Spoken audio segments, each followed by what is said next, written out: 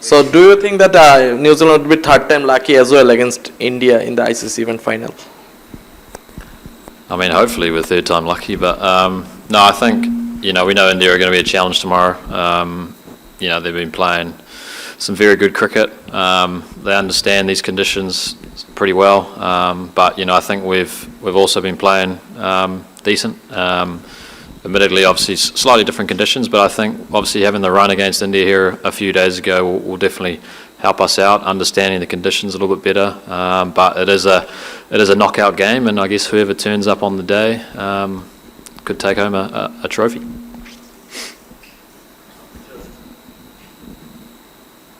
Jill, all the best for tomorrow's final.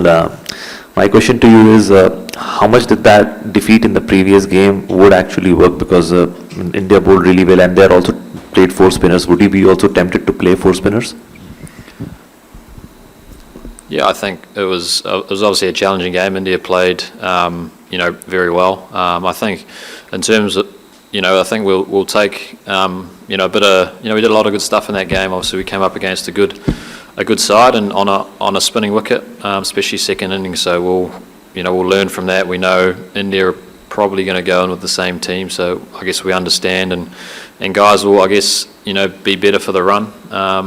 But we know it's, it might be a different surface. It might play exactly the same. So I think we have to be ready and be adaptable for what's coming. And I mean, it's like I said before, it's kind of just a one-off game. So whoever can turn up will be good.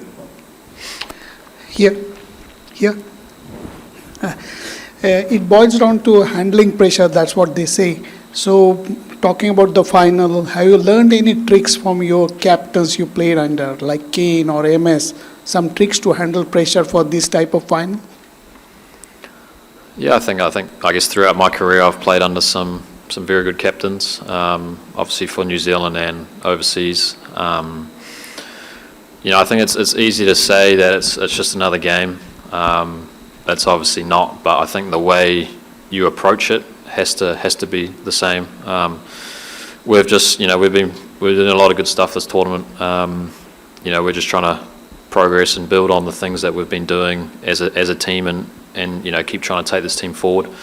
It's obviously on the biggest stage tomorrow, but I think the guys will go in with confidence.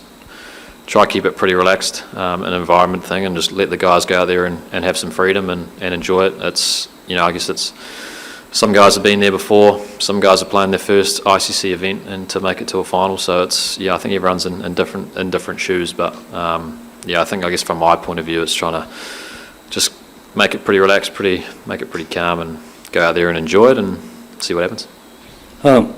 Just want to ask that, what's the update on Matt Henry? He wasn't, not seen him in the bus today at the practice session. He wasn't there also.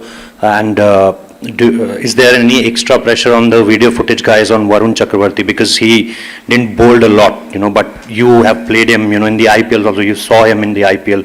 Is there any kind of extra pressure against Varun Chakravarti on video editor guys, and the update on Matt?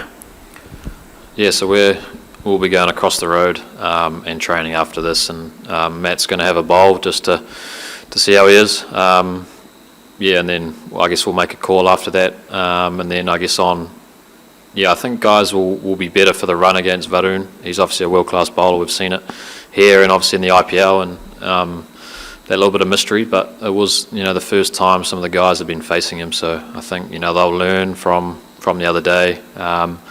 If the pitch plays a similar way, it'll be a challenge along with all three of their other spinners. So I think boys will be ready for tomorrow, and looked at a little bit more footage, and I think we obviously know what his threats are now. That 115k arm ball, that got me. That was a bit of a threat. But we know he's going to be a challenge.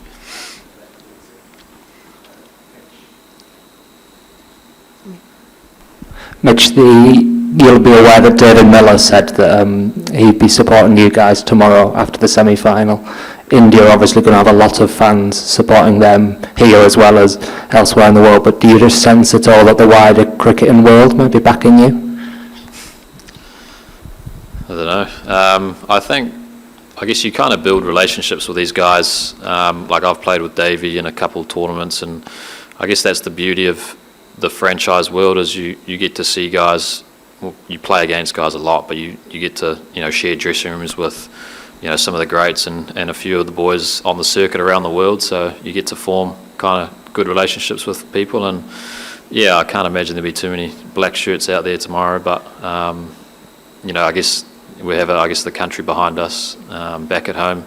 Admittedly, it's probably the middle of the night, but if everyone can kind of skip work and then watch the cricket, that'd be good.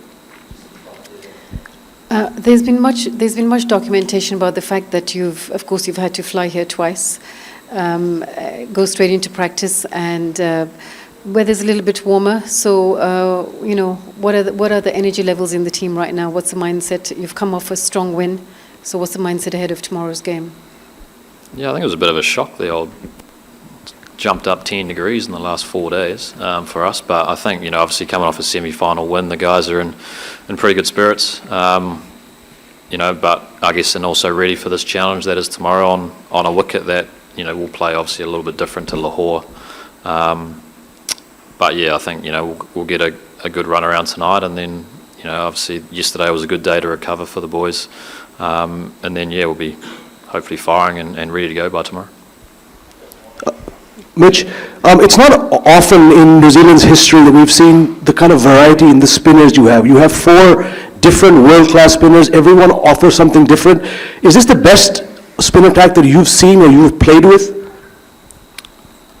That's probably the most spinners we've had. Yeah, I think like what you said. I think everyone offers something different with the ball. I guess me and Rutchin bowl differently, and so do Bracewell and Phillips. I think having a few all-rounders as well makes it the balance of this side good. We can still play the seamers if we need to, and I think that the way everyone's kind of stepped up at different times this tournament's been one of the most pleasing things.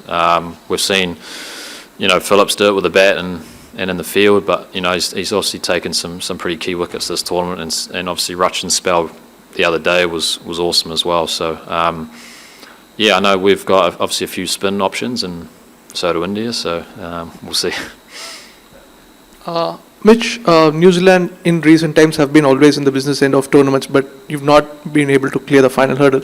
Just tell me, how important a win for this will do for the cricketing ecosystem back home, especially you've lost someone like the experience like Saudi and Bolt. So for inspiring the next generation of New Zealand cricketers, how important a big white ball win will do for New Zealand cricket?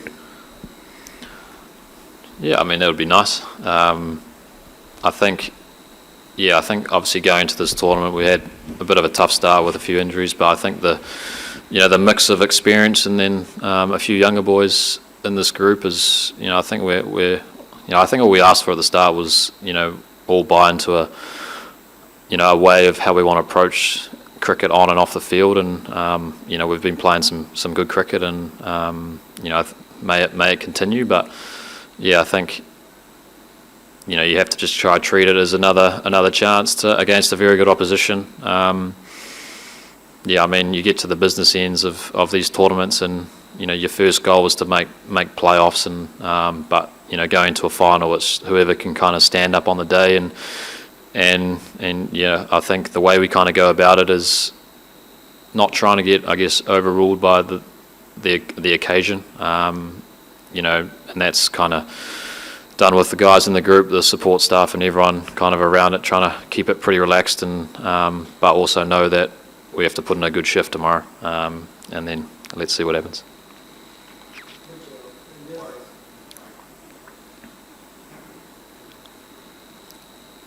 India's batters are also good players of spin bowling, and you've achieved a fair bit of success against them, especially in the Test match in Pune last year. So generally, what are your plans when you bowl to them? I mean, the Shreyas Iyer is a good player of spin. Virat is hugely experienced, and so how do you go about tackling India's batters generally? Yeah, I think it's we obviously have our plans for most players, but I think it's kind of dictated on the surface a little bit. I think we talk about a lot as a unit is adapting as quick as we can to what pace and what works on that surface. I guess the other night it was a little bit of a change of pace, being a little bit slow off the surface. I felt like you had to really get it into a good length for a period of time against good players, and try, I guess, build pressure through dots and false shots. And then I guess we saw in the second innings where there was a little bit more turn. I think as a bowler, it kind of makes it a little bit easier. You just kind of, bowl that ball the same spot for a long time, and hopefully it spins, and hopefully, one might skid. So I think, we speak about a lot as bowling partnerships, not just spinners, obviously, as seamers, and trying to, I guess, build the pressure through the middle with dots. And, we know these guys are very good players of spin, so trying to, whether it's slightly different fields, whether it's a variation of pace, trying to, get wickets through, I guess, pressure versus, I don't think it'll be a wicket where, you're going to spin any teams out, especially if they're good players of spin. Yeah, Mitchell here. No matter what happened the other night, is it fair to say that New Zealand have among the best players of spin in the middle order in this tournament? And if that is the case, how much confidence does it give you? Yeah, I think we were challenged, especially in the middle overs through spin. I think we're hanging in there for a good period of time, and then, I think I think when you see, like, you lose wickets in clumps, it's obviously tough to come back from, I think. But, I think the credit to all four of their spinners the other night. They all bowled, extremely well.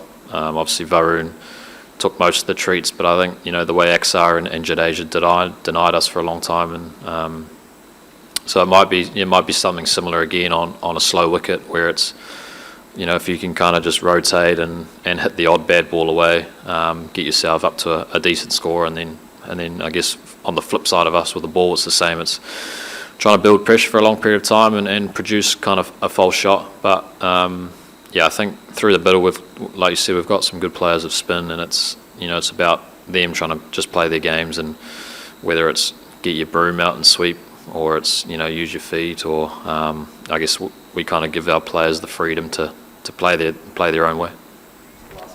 Yeah. Mitch, this has been an interesting venue when it comes to how the ball behaves under lights. In some of the matches we have seen the ball was it was slowed down, the wicket slowed down. But in the last game against Australia, we've seen ball was coming onto the bat fairly well. India have lost all the 4 tosses, but they have managed to win all 4 matches. So just wanted to know, is it a good toss to lose at this particular venue?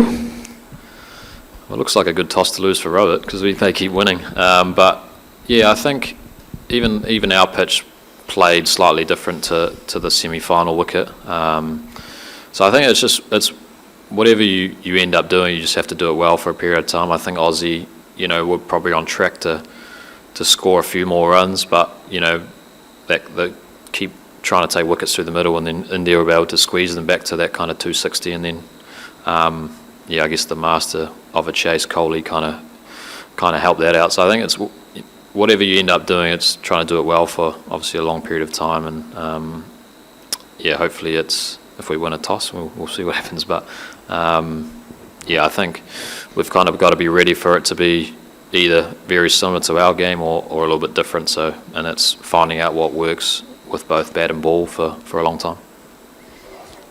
Mitch, given the conditions here, there may not be a 350 here, and you guys have played the Indian spinners already. And also most of you, or maybe all of you, have played Test cricket. So that should help negotiate the Indian spinners and play like that technique. Yeah, I think we have to kind of go in with an open mind of how the pitch will play, and then, adjust accordingly. Get those comms back to the groups, what you think a good score is. I think we obviously, it could be a 300 wicket. We don't know, I guess, yet, but it could also be a 250 kind of winning score. So it's, and that's, I think you can lose the game in the power play with the bat, but I think we've seen throughout this tournament, if you can kind of, guys can come back from, if they keep wickets in hand, and then you can really set up a death phase with the bat. So I think there will be periods throughout this game on both sides where you're under pressure for a period of time, but if you can kind of withstand that and get through it, it might get easier. So that's I guess all we can hope for, especially the batters. It's if India are going to bowl well in periods, and it's just trying to withstand that the best you can, and then finding a time to put the pressure back on their bowlers.